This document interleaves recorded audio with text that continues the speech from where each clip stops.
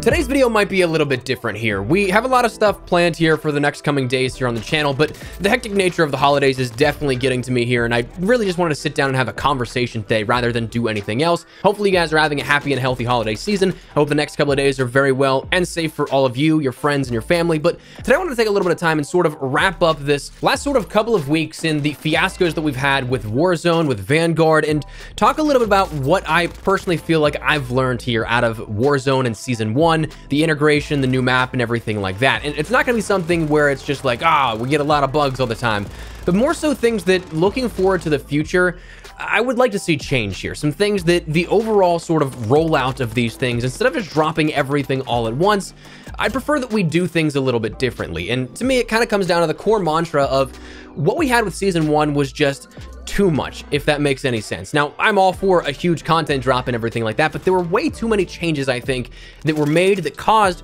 so many problems that we saw these last couple of weeks, and that we're still dealing with across Vanguard, Warzone, Black Ops Cold War in some essence, and then also even things like Modern Warfare, where it's just completely unplayable because of this Season 1 update. And then on top of what was necessarily maybe not broken, you had a lot of things that changed the core fundamental play styles that a lot of people adhered to. It was just so much change in either technical or in-game features that for the majority of players, it's probably just overwhelming. So today I want to have a casual discussion about what I think we should do in the future. And if anybody's listening, if my word means anything here with that, feel free to take any of these ideas and run with it. I would be totally fine with that. Hopefully you guys are as well. Feel free to let me know your thoughts down below in the comments if you agree with anything. If you'd like to add anything to the list, whatever the case, drop your thoughts down below. Of course, if you are new to the channel, hit that subscribe button so you don't miss a single thing regarding all things Warzone, Vanguard, anything COD related. We're on the road to 500,000 subscribers, and with nearly 70% of viewers not subscribed, I'd love to have you in the community if you'd like to stay up to date with everything. That said, jumping into it, again, to me, I think the biggest sort of just overarching theme is that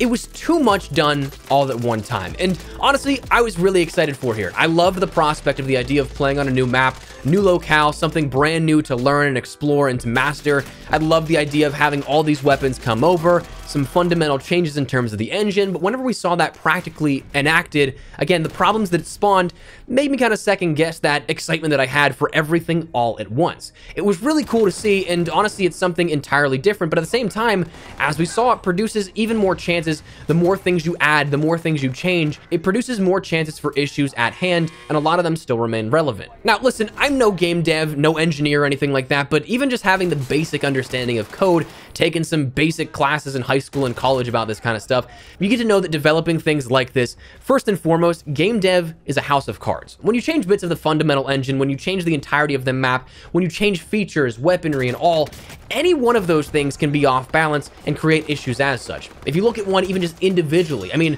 we have weapons on the playable side of things that are tweaked to the 10th and the 100th of a degree for weapon tuning. Now think of the volatility of all of that in the parameters of things that actually have the possibility to break a game if they're not done properly. I just think when you add all of that in, it's just a little bit too much. To me, roll out these changes. Last year, while it was something that kind of seemed played out, we were on Verdansk for way too long, and we all wanted something new whenever the integration happened. At the same time, looking back, I mean, we had a year of Verdansk, we had 9 months or so of the weapons of Modern Warfare. I'd be totally cool if we ended up getting another map within March or so, and it's all ironed out. The problems with the geo, the problems with the map, the zones, the features, and everything that came along with that, I'd be totally fine if that was ironed out for a couple of more months. But even when you look at last year with Cold War's integration, just the balancing alone was a nightmare itself.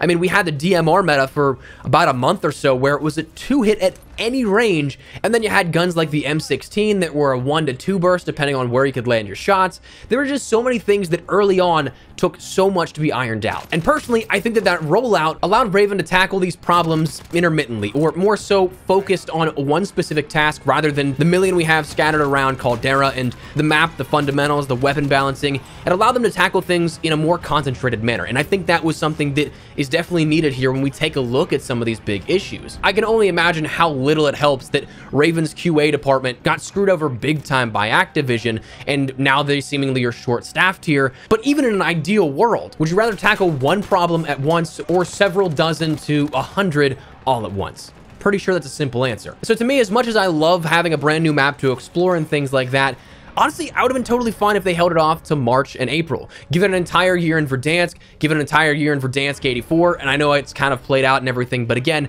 looking back, hindsight's 2020, I think I would have put up with a couple of more months of Verdansk 84 if everything could be ironed out and we'd have a much smoother process. And I mean, even independent of the idea of Verdansk being overplayed or anything like that, one thing that I honestly really loved about what Warzone introduced the last year and a half or so is that it kind of cut the COD life cycle in half and reinvigorated it about halfway through each individual year. I mean, if you think about it, Call of Duty has its peaks in November and December whenever the games launch. You have Season 1 around the December time into maybe January, but then afterwards it starts to tail off, and then you get a little bit of hype maybe around April or May whenever the next title is announced. But then after that, you have the summer months where everybody's doing everything. Call of Duty's probably not in the forefront of their mind. If you're a Call of Duty fan, somebody that likes to play the game a lot, you'll notice that there's definitely a lot more downtime and a lot more sort of dead periods. But with things being introduced in March and April, a new revitalization here, something brand new, a huge offering in a free-to-play mode, that was something that really created a new peak outside of just November and December. March and April after Modern Warfare was a huge peak after Warzone dropped for the very first time. March and April of this past year, whenever we saw Warzone introduced for Verdansk 84, whenever that was introduced, again, that sort of springtime, it again revitalized it in terms of those giant player number jumps. Personally, I liked having something to look forward to instead of having to wait another 9 months or so until the next title and hoping that I liked that one, especially the Black Ops Cold War. I just wasn't a fan, so if I didn't have Verdansk 84 and that sort of new introduction of Warzone, I don't know if I would have been playing Call of Duty basically at all. Now, outside of technical things, rollout and things like that, I also just didn't quite understand why we saw some of the changes that we did in terms of in-game stuff. My mind immediately goes to the loadout changes here, and with the mantra of, if no one had an issue with it, if it's not actually broken, why attempt to fix it? Now, I will say the one thing that I do kind of like about the loadout change is that it drops in the zone all the time, so you do have the possibility to get it, again, if you're a little bit late to the party, you're in the gulag or something, you don't have to risk going out of the zone or missing it entirely, so it'll drop at the edge of the zone upcoming, which is a nice change, but I don't like the fact that we can't buy our loadouts before that first loadout drop, which if you didn't know was actually moved later than where it was in terms of the free loadout compared to Verdansk. And I get that maybe you want to make it more tactical, you want to stick to the true roots of BR, but truth be told, BR itself has way more RNG than this. You look at things like Blackout in the Call of Duty franchise, you look at things like PUBG, you pick up attachments. There's way more random nature to BRs in a lot of the genre than just, well, this is the ground loot, go with it. This to me seems like kind of a halfway change to make things tactical versus kind of punishing those that just want to go and get a loadout immediately.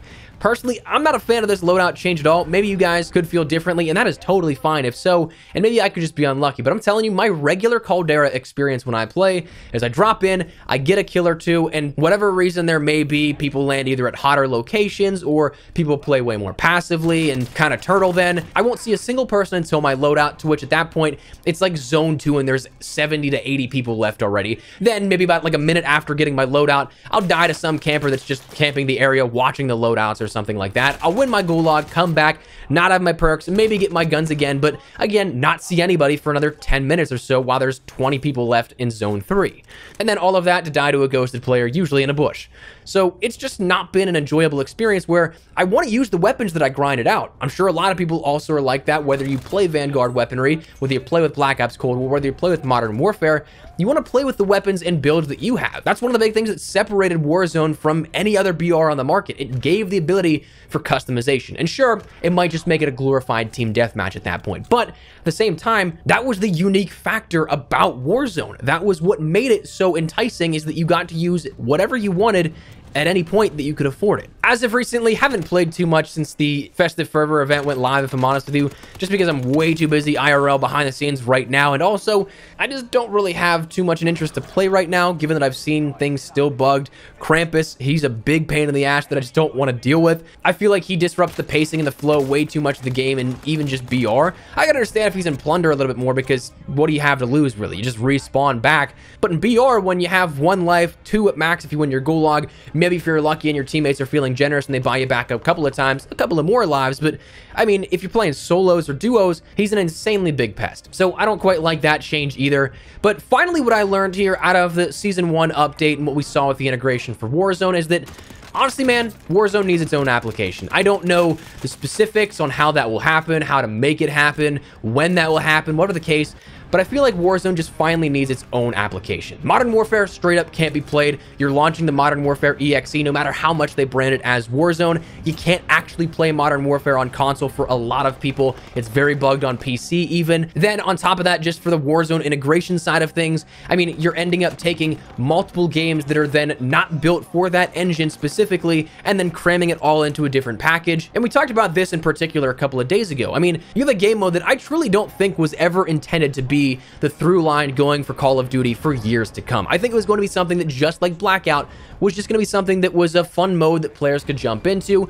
Maybe it was something that was then tethered just to Modern Warfare, and that'd be totally cool. But by them opening it up to the development of so many more games in the future, you're bottlenecking so much in a sense that you're possibly limiting yourself and also making it way tougher year on year as things progress to cram it then into an older application. If Warzone was its own standalone EXE, like straight up Warzone.exe, independent of Modern Warfare, independent of Black Ops Cold War, independent of Vanguard, you could end up making that a living and breathing application, something that on the fundamental side, you could end up changing on the fly. You could year over year add things to the base fundamentals of the game engine. You're seeing things bleed over into Modern Warfare that shouldn't be there. You're seeing things break in Modern Warfare where they shouldn't, because you're updating this engine. You're changing the fundamentals. I get that you're kind of caught in the middle of this rock and hard place by you don't want 100 million people to have to re-download a new application, but at the same time, you're also severely limiting yourself based on hardware and technologies that are now almost 3 years old by continuously updating an application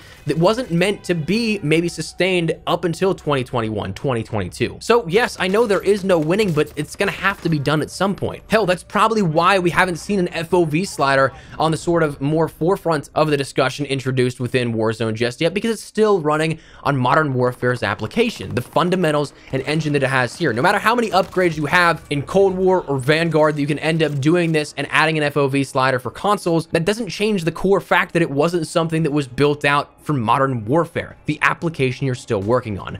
So I feel like while it might be something that short-term hurts the retention of Warzone or anything like that, long-term, you offer up so much more stability in terms of the build itself, just porting in things like weapons from different games if it's the through line, and then being able to build out that base and continue to build upon it year over year without altering another game tethered to it, while also being able to add features like FOV slider, be able to keep it current and up to date with current hardware and specifications that today's gaming industry is moving into.